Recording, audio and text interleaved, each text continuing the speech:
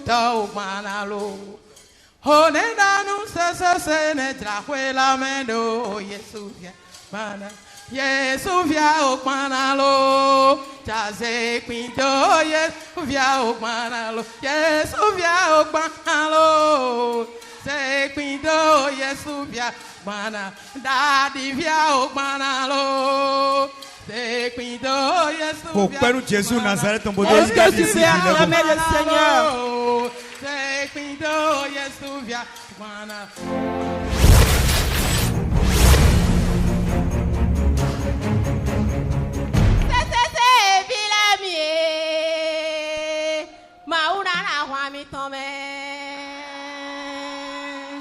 Lobona kagun mi bodure diana mi ton tegbe pasele no lo yiwe ayigo e kana lo yiwe lobono se ali ton le pele lobono plawa nu Jesu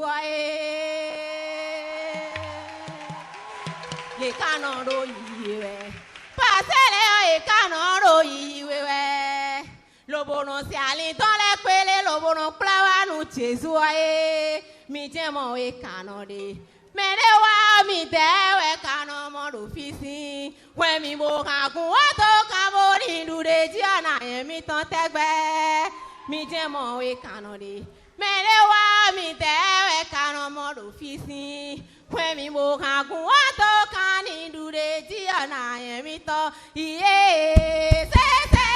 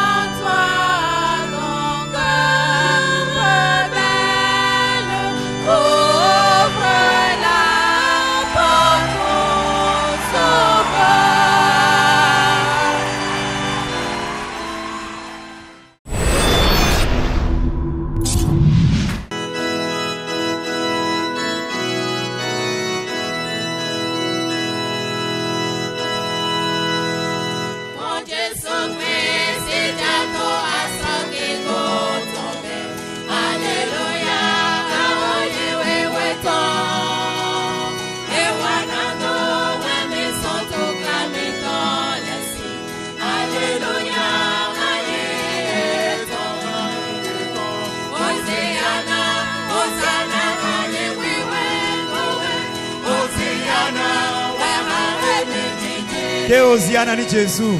Et Hosanna à Jésus.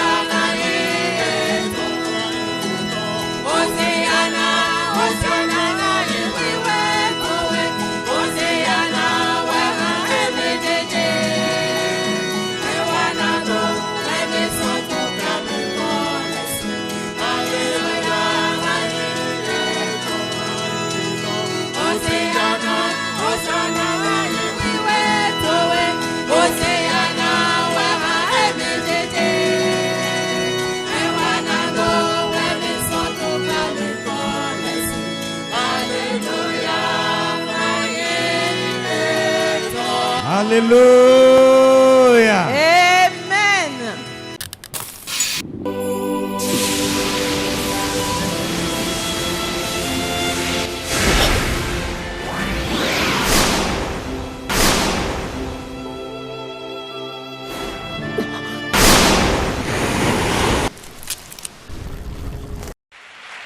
Dijani. Amen. Emunyane matin pressure parce que nya mouva be ma ira owe. Va mi agloma obenya. Romains 8 1 à 2. Romains 8 1 à 2. Romains chapitre 8 verset 1 à 2. Je lis. Il n'y a donc maintenant aucune condamnation pour ceux qui sont en Jésus-Christ. En effet, la loi de l'esprit de vie en Jésus-Christ m'a affranchi de la loi du péché et de la mort. Amen. Loi me vede le verset 2 a. Yo en commencé. La loi, en effet, la loi de l'esprit de vie en Jésus-Christ. Loi de l'oyone, loi de la vie en Jésus-Christ. Saint de Benoyoro, Saint do Jésus me. Loi de la vie. Saint béton do Jésus me. Loi de la vie. Agbe nono be se de le oyone be ese agbeto. Saint de Benoyoro, Saint béton. Iye se de le chan oyone be eku. Bon, sende voler de ben do kusise. Munenea. Oui, la loi du péché et de la mort. Bachlenam, verset 1, 2. Verset 1. Il n'y a donc maintenant aucune condamnation pour ceux qui sont en Jésus-Christ. En effet, la loi de l'esprit de vie en Jésus-Christ, La loi de l'esprit de vie. en Jésus-Christ m'a affranchi de la loi du péché et de la mort. La loi de l'esprit de la vie. Et la loi de péché et la mort. Saint Bibo Kweton. Et wana mi dude jiro Saint Bibo Kutonsi. Amen. Amen. Eh bien, amede pepe kele Yesu mea. Et donc, mede buero Jésus meo. Ngba le condamné. Mene soyin wegle do toa. No be condamnation ekpo le ko yi na tribunal. Eye- La do kojo. Enye do wegle do to mi mo de no igwe do hosa bono da we no meo. O do kojo voa obe eja gonye tepe. Enye da we fu no do ajagon ugbo. Eye onao obe yi o condamné 3 ans, 3 mois, 6 mois. Il est condamné au 3 mois, 3 ans, 6 mois. Bible abe ameyo kele Yesu mea. Comment autant mede buero Jésus meleo. Condamnation de kwen ngba kpotona o. We dida de buku sokoni yeo. Amen. Alléluia. Ngba nglo bebe mi akpata mi le condamné ken go jimi o. Ma wondo mi me bio yo gbele weto mi alo yo ta we mi wecho ejimi To yo. Adam be nguvonji. Bon Adam si we If wuji. your Bible ale glombe ameyo kele Yesu mea. Tion ma wori de mede buero Jésus meo. Ngba le condamné o. Ye soyin we gbele do to. Gloire à Dieu. Alléluia. Ma fi on de ma prêcher 15 minutes c'est nuit de. Na prêcher 15 minutes c'est ganji. Ebe ameyo kele Yesu mea. Mo glombe ameyo kele kudo Yesu. E do medo Jésus mele e do medo poka Jésus le. Engu veve de foi. Nu vovo we do kone. You can be with somebody. Ete no kudo amede vo ame mu le mea. Rien ano poka bende lo ado meo mea. No be amede mea ele sibele ko de nation. Bible abe wo kunyon wa me va trozo America. Enye do mede meo chidi de no dasu bon ala si bon we kwa suto kwa sito kwa mi uzo me. Gloire à Dieu. Alléluia. Amen. Amen. Enyi be le ame ya me ale meo. E we ndo wedo meo me bo meo do we me. Eye ntie le Jean chapitre 15 verset 5 à 8. Jean 15 5 à 8. Prenam sia. Jean chapitre 15 verset 5 à 8. Jean 15 5 à 8. Je suis le cep. Vous êtes les serments. Celui qui demeure en moi et en qui je demeure porte beaucoup de fruits. Car sans moi, vous ne pouvez rien faire. Si quelqu'un ne demeure pas en moi, il est jeté dehors. Comme le sarment, il sèche. Puis on ramasse les sarments et on les jette au feu. Et ils brûlent. Si vous demeurez en moi et que mes paroles demeurent en vous, demandez ce que vous voudrez et cela vous sera accordé. Amen. Amen. Amen.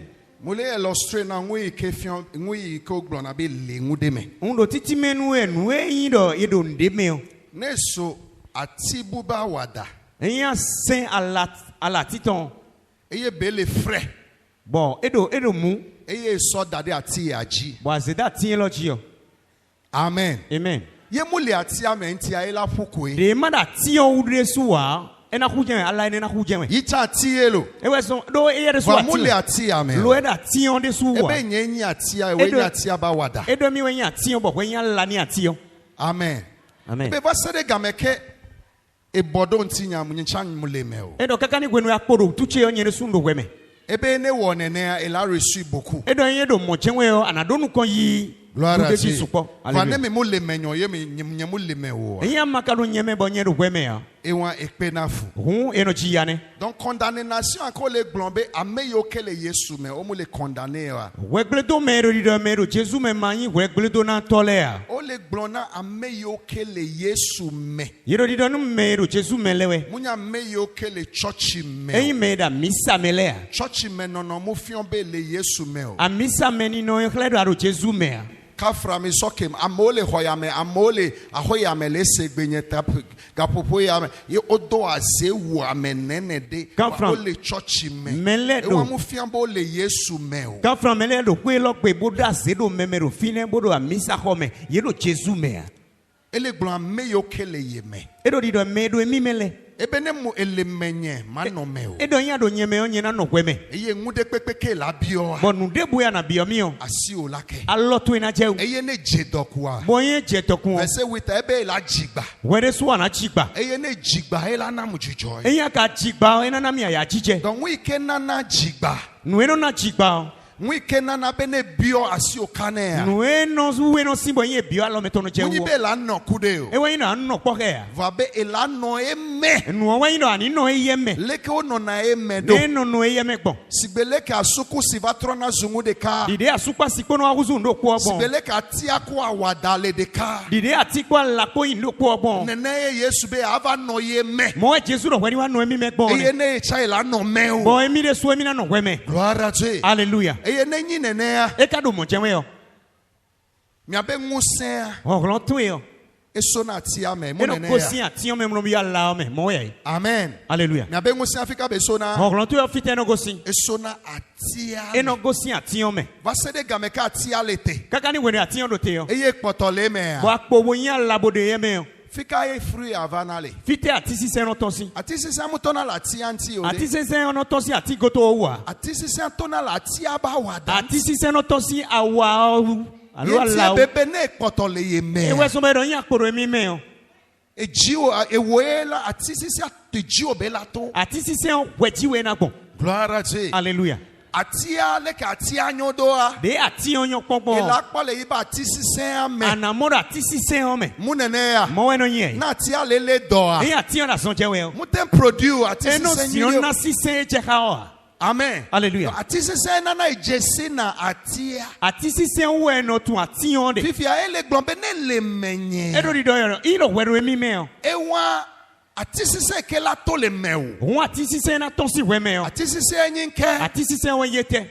Enyi nguyo ke ten wona. Ewe inu e we no bloy. Tepe ke ten dona. Te me we si je. Eguyo ka si o ten kana. Nu e wa lo tu re na chele. Gloire à Dieu. Hallelujah. Eyo la soto jesi benya tepebe le ma wa me. Ene we na se don't we na bona tu no nugo we do ma wo me. Donne mi mo le me o. E we ma do ye me ya. Eye le kudo ya. Wa do poke yo. Possibilité ya. Possibilité yo. Ewa grâce de debe nyina. O jomi o kere we. Fone le me. E do ye me. Eye be le me wa. We ye ka do we me. C'est automatique. E do automatique. Be atisi se ya. Ati sise to yo. Ela no to le me. E na no to si we me. Atisi se anyenke. Ati sise we yete. Ejwe ke le jiji na True da wa. yitu echi yo. Ela va chiche. E na wa chiche me. Atisi se anyenke. Ati sise we Le yete. game sube la desron. E we no su ma da su ala si yo. E chera ni da su ala si. Aro fi ba yo. E chera ni chivi. Etc.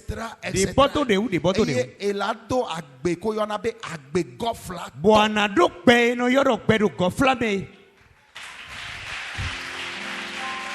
Amen. Amen. Donc instance de ka me bele pompole le roman wita. Who do de rome with you me? Eye bele glombe de. Ero di do. Amedo le ya. Me de le de. Matin condamné o. Asi da weni ye. Matin condamné o. Asi da weni ye. Amegbopo de o le ya. Me supo de yo. O condamné o ko dolele. Ye da weni ye pa sonpo. O condamné o ko evimaji. Ye da weni ye po fi majipo. O condamné o ku ngu hame hame. Ye da weni ye po num teme teme le po. Va ebe ameyo ke la no menye. Lo e ka no bende buena do mi le me. Ebe condamnation mu le na ameyo ke le menye. Mu ya ameyo ke le kudomo. E do wedi ta kunde nu me do mi le me e ku ilo me kudo po ka mi o. Ameyo ke le menye. Me do nye me le o. Mule wame. Ndo e teme. Ame wam. Menele. Matin condamné o. Menele asosi da weni ye. Kumu de pepe o. Bonde bupo. Ma wo don. Ma ena wa solo. Eye bebe nke. Bedo ete. Ebe la le da. E do wena henta da lo me. La si. Da lo me. Et la do afo edanji. Anada for tonji. Eye matin du. We kana du ya. Pourquoi? Ete tu. Parce que condamnation de pepe mbale na Do o. wedi ta debu so de nu we ya. No bo do afo danji anyen E ke. do da for tonji o te na Sibele ko do. kona di nguna me. Dide no kondo come me. Ya moto na ji. Bo mele no gbon me. O kona ngule alome. Ye no konda no me. Ya mo duna. Bo mele no du. Ebe wo ya. E do we o. Kele ye me. We me do mi le me. Munya me kele kude o. E me do po ya. Funo e mojibe adoje Fie sinyuire. ne ani mbabo ani tuta. Ame yo kele ye me. Me do e ye mele. Ame wan owa. Me ne le o. Ola no poison. Ye na nu poison. De pe ma wo wo. Bonde bukana wa ye ya. Ola do afo edanji. Ye na da for tonji. Eye dama du. Bo dan kana du ye. Ame yo kele ye me. Me do e mi me. Ekuwa gbigbobe yin. Kuo bigbo yin. Eye essaie le ke contrôler na. Bo sene de bo patche ni eye. Essaie wa. Sene. Ke contrôler na gbigbon wa. De patche ni gbigbo ene o. Ke dona edo alome na gbigbon wa. De no zon azo gbigbo ene o. Ye nyi nguvon. Ewe yo wewu. To tri. To tisi to tri. Agbe acha. Bo gbede su o. Gbigbo be nyi. Gbigbo yin. Eye essaie de contrôler na. Bo sene patche ni. Eye essaie ke contrôler na. Bo sene patche ni o. Enyi tongu sese. Ewe yin tonu sise. Ku jojo menono. Ko gbejiri no po. Gloire à Dieu. Hallelujah. Fifia ebe wo ya gbogbo ya matin we patan. Tiyen do supo ne we siblo bia. To wa kwenyi be va no menye. To yin no weni wa no nyeme. Ne va no nyeme. Eyan wa do nyeme o. Eje be nyea. Nyeo. Musetongu. Nyeo yen se tonu. Muduse apatanji. Ndu lo se abiji. Gloire à Dieu. Hallelujah. Mudo gardien la home. Ndo gardien no kwegbe. Mudo la gbazame. Do gbazame o. Amede le a edo protection la home. Mede de edo protection no kwegbe. Edo gardien. Edo gardien. Edo afu. Edo chuku. Edo sécurité, Edo etc. sécurité de bodo de. Gloire à Dieu. Hallelujah. Ne yie gbo. Iya igonton. Amo le jio de pepe. Mele do biba de bugbon. Eye yie gbo. Wa igonton. Eye mro yi ba home ya. Wa ikweton gbe o. Mu we so sécurité ya. En wewe ze sécurité o. Baba se de gameke le aho wa me. Kaka ni gwe no hero kweton gbe o. Ya yi be sécurité ale garder o. Eye sécurité e to no kwechowe. C'est vrai ou faux? Mo we yin. Ye so yi be sécurité. Eye we yi sécurité Ye to le tufe na sécurité. Eye ra hosuli yo. Baba se de gameke we ya ele yi ba home. Kaka ni gwe no hero kweton gbe o. Ya yi be sécurité ale protéger o. Eye sécurité e to no we protéger we. Sécurité ala gbomu. Sécurité ro hoto. Ne mo hu agbo Africa la to. Eye ma hu ho afite mele na gbon. Etogle ajia ela ten wo. Agbon to ta he na huwe. Ese ane ngusen wa. Se ne a che ne o. Don eleji ame ala hoya me. Ado mede ba ro kwede gbe o. Eye nyabe la hoya me. Ba ture ro kwe gbe o.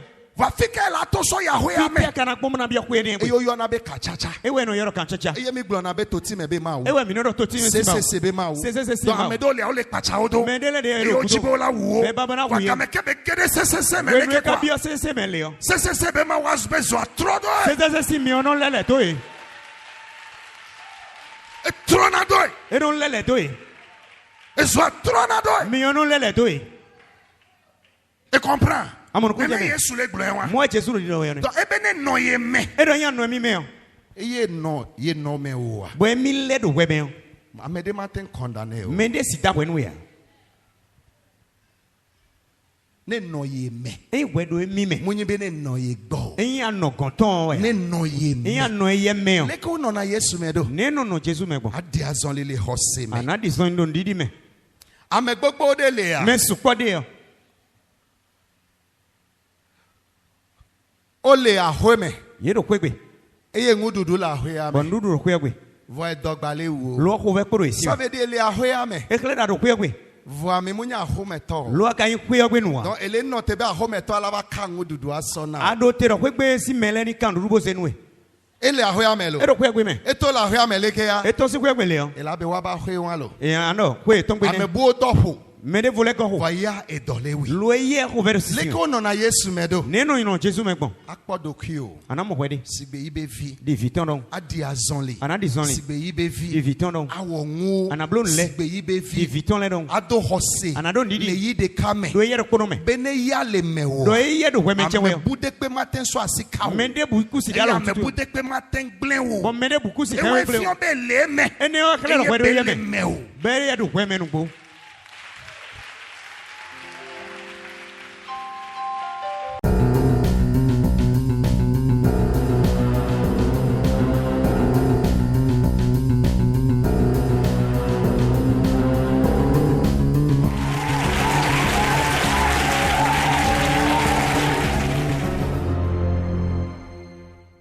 Eyi na church. You know ya misale. Vo ame munyi hose Lo to. aka yin se no. Mi mu ho ele jime o. Ayida itu me. Mu va jija nye le E mewo. wa chicho we me de a. Mi mu le mewo. E do kwe me a. Eye o chami mu le mewo. We de su aka do ye me a. Va me wan wa. Me ne le o. O le sigbe gbon ike mu do toku no. Ye chi di gbo e ma do o topo no po ado. Lion de pepe to mi o gade pepe gade. Kini kiri kin he na fun e fufun ye kwede bonu. Mujibe mana me wan o jroje. Mbabura na me ne le jiroje. Blen kudo mi. Ndo ho de o mi na fodo. Da pe na na egbe. Un to kunu eni egbe. Jroje ake na me egbe. Jiroje lo de ana mi egbe o. Be man no me o. Do ma no we me o. Et ce que elle a nommé. Bo be si egbe we na do yeme o. Mouvant wala e monilo. We wuto yimi me. E me o jimele. Ene o me we jimido. E me mo sile. E me we kasude. Va enyenti e va kulati so gajido. Lo nye utu wa kuda kluzuji. E yen keke tangwa e ba fond. Wa zanton go gbe ale vo fond. E hui ake kodi la ti so gaji a sol lesina. Kanjo to e koyan ina kluzuji o zelle unanume. Sol lesinam. Zelle unanume. Sol lesinam. Zelle unanume. Mlon konye la bebe o mame. Ran ikoche do pewe ma o me. So egbe. Si egbe. Munyi vina o. Yin vinwe. Ni toku ma unam. Wa yin to chepo ma o chepo. Va no menye. Wa no nyeme. Va no menye. Wa no nyeme. Va no menye. Wa no nyeme. Keto agbona ngba po mo ne po. Kento jawe ganchi oni ma so moyen oni mo we. Non non me bebe se to de sia de gbona ngba po mo ne po e wo. Ni no me uve se ton de bue jawe ganchi oni ma so moyen oni mo we.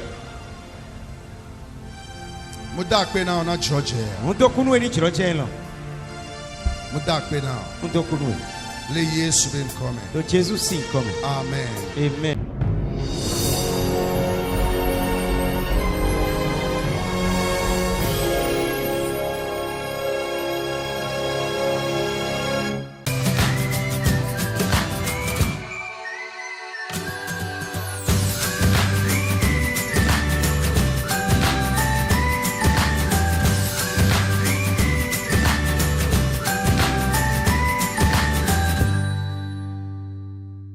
Daddy, faut alors si 2 semaines dire a faut aloya foya ta nume signifie kaka ito. À gauche. Ameve akpata. Et mi sentir mi do quick boy. Alors à gauche. À gauche. Et à fois à gauche. Et à gauche. Ta dessous. Ah bon? De ka kude. Mo e won yo na be AVC a. E we no yo AVC. AVC be mo je won. AVC si lui. Fifi ayi mi dogbe dan kejo. De kude ka mo kude fo e do FIFA de bio ta me si ta kaka ya foko. Mo kwa le funu. Ye nya me gban to ke mo po be le wo exorcist. Papa do yin be yin menu konto mi mo be do. E do alo blow e bo da fo blow. So fa iji mako. Si do na ifunu me. Mi ka ozu itombo. Si do na ifunu mako. Mi ka ozu itomako. Je glorifie Jésus, mon sauveur, roi mystérieux. Je glorifie Jésus poisson oui. Jésus si comme. Je glorifie ba. Dada do ekoblo kwero kpo ba mi do hémorroïde si ason chewe. Hémorroïde. Bon, et notre temps. Dès ko de foti ba do ni gbeji ason le pon. Emi le yin menu ko to ebe we so boton. Boy by hémorroïde ko no jile kpo do finir. Parce que mi ku so do ou versi si o santi we o. De mi je finir emi ba ko. Je glorifie, je glorifie, je glorifie, je glorifie, je glorifie, je glorifie, je glorifie, je glorifie Jésus, mon sauveur, roi mystérieux, je glorifie Jésus. Donc il y a mis deux bédans for. Et il va vérifier. Il mourit d'abou. Ébou.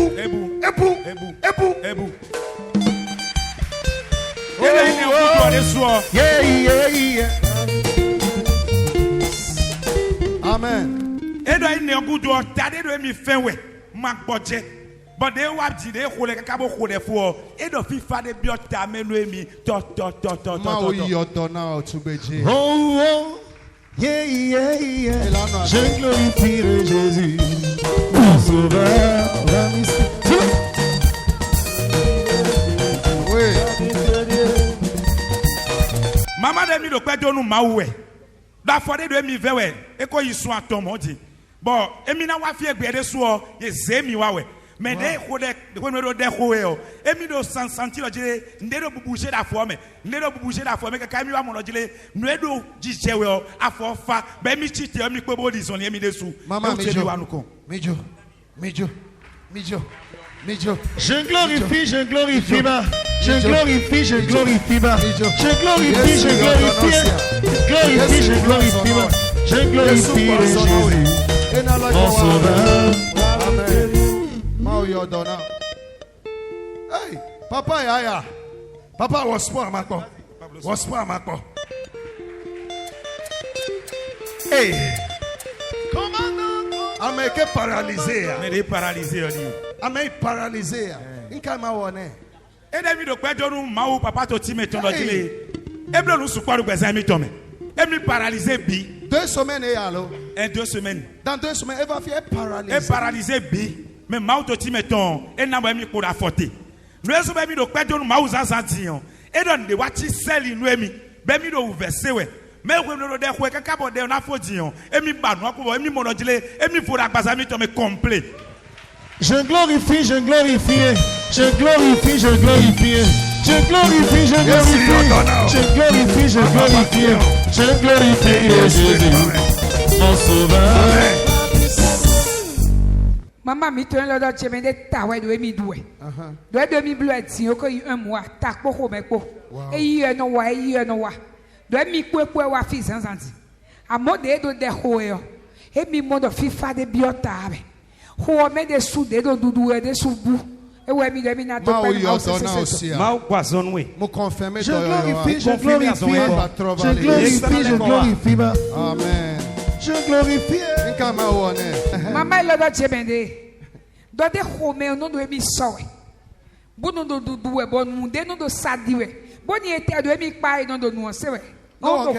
Ni a do mi pa. Ni e be no do pe se no do. On da fa do e be no se. Wakaba. Bon cambier si vous êtes de quoi 5 ans. 5 ans. Et il y a 5 ans. Ye moi le podo mene. Et le quoi me? Ye moi pona e moi senangu e moi doto mataka. Gobe my God. My God. Ye nkejo. Et donc, o verse si on sien so mombo. E mi kuno su da fo pa o. Ni e mi da fo pa bo ye no zan mi do na de bo de afosi me. Un de mi wa fi de suo. E mi de afo pa bo ba fo de jiwe. De ye wa bede yo. Huo me biche leleji. Bodo wa dogwo no huhu ba mi de su mole ta do huhu. My God. But no do hutan bo adokin pon le amada dogwo do ti dawe. But suwa je mi so ji de mi na su da un. E mi kun ka suo. De nu oblomo kaka note. E note po won e mi modo. Huo mi bifa. De mi no senti do nu kin pende de me yo. Ebu. Huo me fuda. Mama ebu. Ebu. Ebu. Ebu. Ebu. Yesu yodona. Jésus passe. Kaka ifion. Maman heado eblo 2 mois di. Bon ko mi ton sa ya bo chai. Bon mi na chite le ya. E do e mi do ko mi ton sa bo mi tunde 6 mi ya bo mi chai do ko mi ton sa. Tu bo mi na chite le yo. E mi mo la lo mi ton gauche kwa fo ko iso sinze a. Paralysé. Et puis me paralysé. Wow. Kaka je egbe boy mi wa fi egbe. Et paralysé, so wa fi. Amon de mi ko desale dimbo fo bo ni verifie o. Alo mi le ton de mo se da yo. E mi si alo bo mo alo yaka.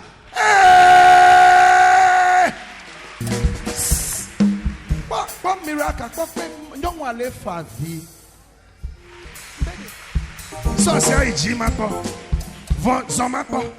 Zomako. Zomako. Zomako. Yesu la be. Zomago la be. Yesu la be. Kigogo la be. Yesu la be. Kigogo la be. Apeto la be. Yesu yodone. Jésus poisonné. Yesu yodone. Jésus poisonné. Yesu yodone. Jésus poisonné. Maman, nga Fabio, pourquoi elle est Fabio? Et t'es où tu m'as vie, maman? Hein? Et t'es où tu m'as vie, ouais? Oh, nga Fabio, ma yodona. Ma y a vie, ma poisonné. Ya wo jumo. So egbe ya no me otrovo. Si egbe oni no me te dio. Maman no si janvier men do ko we mi jason.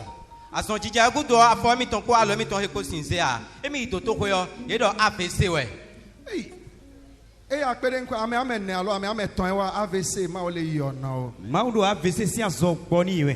E do so ga ka me be le do a. Si janvier men do ko kaka je egbe. Mute so na si aiji o. Eh we la mi sinze alo a. E mi se sin pe o na note de su lo a. Hein? So janvier me de ka 6 janvier. Yemi no Saint-Louis que kaka bova home. Ku evio. Evo. E ona kaka nyemba ona nde kpeku on la home anyem. E no funu kaka vo eglo. E no fine kaka eglo. Ye ba ti a home. Ye ba ti a home obe massage. Oba to me massage mi na 10,500 par semaine. Kaka semaine Fifi aso si aiji amako. Ho penu Jésus. So fa ya ji mako. Mi se afo yaga. Avoir les défauts, non. Avoir les défauts, non. Nous reconnaissons Jésus Nazareth. Et la qui cogne la paix. Yesu la paix. Maman, ça va. Ça va. Ça va. Yesu la paix. Ça va. Ça va. Ça va. Ça va. Ça va. Ça va. Ça va. Va. Voici que nous Yesu. Maui ordonné. Mau kwazoni. AVC. Ezangale koji. Ezakwero toto. Mama ye va fia o regarder la siwo ya. Yemi wa fia ikwero misiwe. Amedebe tufe na ye ya. Oh, novi ye yom so Ghana. Amede tufe novi we yo so Ghana. Ya le Ghana be ina church ya. Ye be yom do da be so egbeji ya be ma lo church. Sese la papa.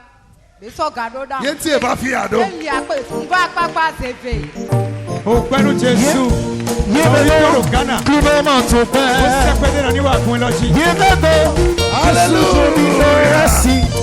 Yesu yordona. Jésus kwazonwe. AVC. Et you are now fata. Eko kwazone no fata. Sans rien. Sans rien. Et you are now. E kwazonwe. Et là non na me laisse saint. Ananon la mesieme. Voici que na Yesu. O kwenu Jésus. Oui. Pasteur Maurice. Papa do maou papa to timeton e pa chaimi. Amen. Emi da ijijon da yi de mi wa do jere kunya son kede we o e wutu emi chite. Amen. E de mi wa papa. Bo mi no di do gbe ne gbe do jere maou na pa chamele. Be na de kundo programme o me. Be ne gbe mi prospectus. Emi no blo produit. Bo produit yo e say candy. Bo save loton bo e po bo e bloqué. Emi blo lebio e glo. Bo emi kado besoin kweto. Demi se prospectus o je wegbe yo. Emi zero produit o si milieu. Bodo maou papa to timeton. Blon de nou me. E do nou bo maou papa to timeton pa tia mi. Papa do si benegbe demi go si akpakpa o. E do santi we mi no. Bo portable no sonné. Be no block commando. Bo kwe no portable o me. Be mi to no ikwe. Demi chite we mi no wa livre akpa o. Sous la paix. Yesu la paix. Qui gagne la paix. Yesu la paix. Qui gagne la paix. Papa, do a video na Yesu. Do it. Yesu la paix. Qui gagne la paix. Yesu la paix. Qui gagne la paix. Yesu la paix. Yesu la paix. Et la paix. Et la paix. Yesu donne-moi. Voici que na Yesu. O kwenu Jésus. Daddy papa lo do jile. Maou se to e pa tia mi bo emi do akpagbe ni do. Emi na wa di akpade. Et de gbe emi wa egbe. Okay. Et de mi no wa zoro trésor. Bo emi wa do AVC. Bo chi home. Bo famille bi honjo emi do. Me tele mi ton e ye kpura zo awe. Tele ko emi de. Bo amo dawe de bo eno yo do chani to time. Hey! Hey! Hey!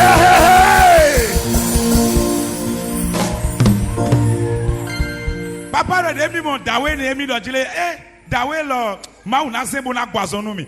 Be mi do nu maou ton do jile ni te po gwazonu emi do home. Emi na wa gun ton jibo na wa dokpe nu gbo e do maou papa to timeton e gwazonu emi kusa ifide o. Be mi ma so he gbodu khosa. E wutu emi wa egbe bo adokpe do nu maou to timeton. Wow. Si t'es là, si t'es là, qu'alors il peut l'homme, t'as pris pas mon wa. Jésus qui alors il peut l'homme, au pas qu'à la wa. Au top qu'alors il peut, t'as pris pas mon wa. Au top qu'alors il peut, adawa chomi, tout pewa. Jiji achi kudomi. Dans le couche mon azang, sans chez le poète. Jésus gogo, il s'avance, il danse, papa s'avance, il est top, Ago, papa nous saï, rocoton, mirikiti, tocoton, toto, Ah, voici que na Yesu. Hey! Télé. Ye bébé. Edo maou papa to timeton. Ni a te po mo gwazonu mi do home o. Nawa papa si angunji. Bon nawa ze pedi do ze jonui. Papa, c'est vrai? C'est vrai? Moi. Wow. Voici que na Yesu. Tu es fidèle. Tu es fidèle. Il est le fidèle intime. Mama tole megena okbede. Mauna dogodo ekbedea. Gasia gamela no Wende bunwena no kokawe. Yengwi obe commencer la terminer. Bonwe kabe na fo. Uyirao. Mitonwe. Do sepebe ya yira. Amen. Amen. Amede le teleko. Menero teleko. Yebe hoya yira. Bo montonai. Ewe yakele fia. Wemero fio. E ho double. Ayi double. Ayi double. Mimunya eho. Ayi double.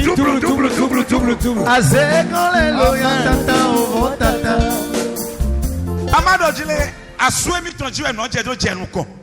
Ewa papa no ene dibla emwadi. De wa da so ku so do aso. Be do verser donc ko gbede sous problème do ko gbe. Donc de wa jour e do ko de ton ko toucher asue mi ton. Be ne papa do ko bo do je me de ma do azo a ma uni na ye azo. E do ko ne wa chiche me do asue mi ton si gbe examen. Et j'ai vu que soit une portable sonné, bon c'est à son d'arrodeni. Et donc si benegbe j'ai payé, à son coup sauf dans ce mito po. Alléluia. Et donc chantier pour la soirée. Il va te prendre. Que toi Jani, que toi Jai. Jai, que toi le co Jai. Où est ton vilain alors que Jai voilà. D'où est na Yesu.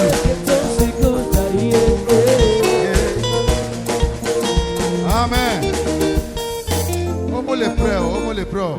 Maman de j'ai da so mi jon dimo. When mi do kodo edion. E do chantier bo da so wa we. Eni an gudo e do ivo wa misa devo. But papa for do kodo egbene gbe do je me de ma do ajokwe a. Ma uni na ye ajokwe. Do aso je alo me no aso mi ton. E mi je kwe gbe o. Aso mi ton e ka pepa violele da le mi ton me. Pepa.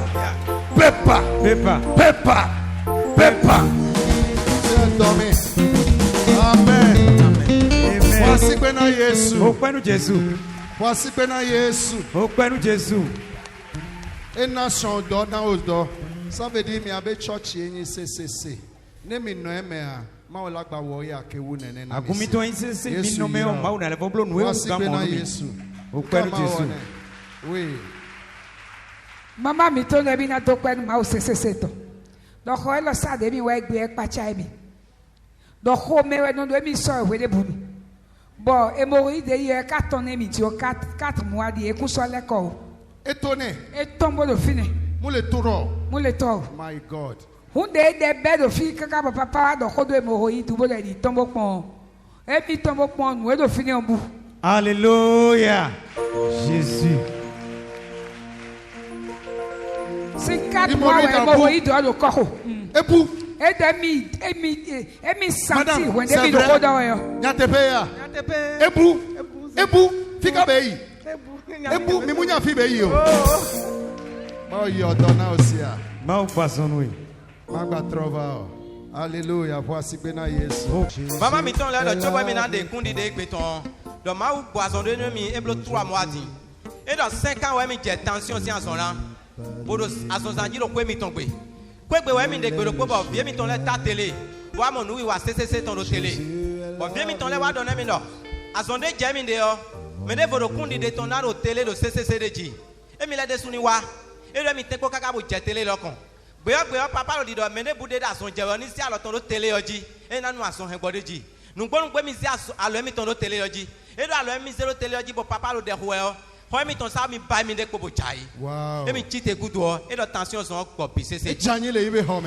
Alléluia. Et tu as eu de ton ça. Et ne goudou à Zombu. Papa de blo 8 mois. Bon, emi je moro d'ici à son jeji, ba ino tondo no kuji. Ni emi se no kumo pon lumière leo. Adasi, ba emi no se ouvert dessous. Mais gbede do de ko kabo ko de fo papa do. Yeni ba azon pon emi bleu se emi na pon lumière emi pon lumière checké bon nous do emi wa bi bu si nous papa le pon lumière papa do lumière pon papa lumière wa emi tu ma poisson no emi Hein? Mazo senti ne kwekwe ba. Nukuche mazo nuwa ndo mba. Wow. Nimba laisse bébé de quoi? Non non. Era mi kusaru verse we. Papa. Ndana to. Sino masika kwa nuku masika mo de baga kwa le nukuno fesiemi. Da yomi no sino mo. Mes amis. Ndokwana mao. Ndana to no Jésus. Ete mi na doni Jesus. Ete mi na doni Jesus. Jésus ntokwana Jésus. Ntokwana Jésus. Ho kwenu Jesus. Mais je n'aime trouver. Amen. Bana Yesu yodona. Puis un merveilleux jour. Maman mi tun lo. E do alo mi tun lo e no mo bote. Bo se nde bua kaka be gbo wa ze alo. De ze alo gudo. Bo apa ku alo son su ze nde bua. Bon, malgré mon ze de no le do mi doué. 24 heures sur 24 heures de mi doué. Portable ya mi kuno su ze de me. De ka be de bo papa de ni so alo da ga. Bo papa de si mi dio. E do si on konda lo mi ton. De konda lo u ko wo mi mo do joron de yin mo fu alo. Au point où je me sentis dans le avoir de me voir de surtout. Bon, spontanément, je me sauvé avant. Et me zé alors boblolé. Et me coblo goudo boado ha. Alors ten cadeau bavona. Mais on y a alors des mon portable, des mon watia. Aro kwena ho e ho kwenu Jesus. Alléluia. Hey, if you are there, some portable. Some micro on ma go. So portable ye mi mu so na fi le micro ma go. Ye le micro là si. Gloire à Dieu. Gloire à Jésus. Tu es ma chérie Coco. Tu es ma chérie Coco. Alléluia. Jésus y donne aussi. Jésus quoi son nom? Alléluia.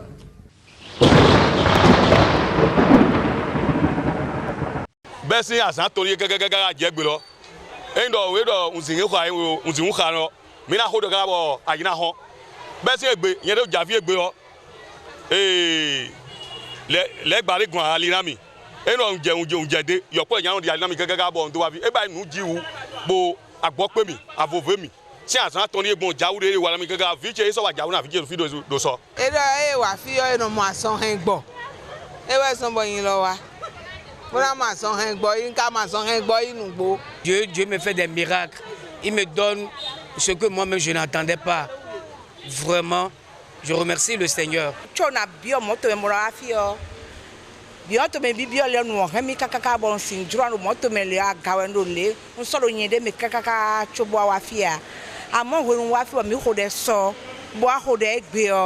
Ou venez de mon d'assipoyo no vraiment amont ou venez bien so centaine de bois même kaka je télé di ko no de ho yo e lo ni ehun sin ro wa mi so mo period che continue oh oui moi amont si venue e le ni hun sin be hun si lo télé kan le bonu yo de homeno 20 betro e homeno 20 mi kaka betro de ro film amont si venue non peu mo period c'est normal e no na do ho na gbeto de ro zozole le din lo yero kekele dona yedo mo yeri jale do mo de Jesu wa me de manwe yiwa ipo e wa ipo wajo gbeso aje afi aji mo do po to time de yero loro Jesu de lo mo do po alo mo ko ji wo sun agbon nu do fi mere la son je hun ni wa e na ma son he gbo yi mere do so problem de la konton ji hun ni wa bo azron da ku na akonji na akulu no do ko egbe fi. C'est pasteur Totimé, c'est un prophète que le bon Dieu l'a envoyé. Nous, John, nous avons et nous Totimé pour la soirée, il mangeait quand il nous reprenons de la reprenons.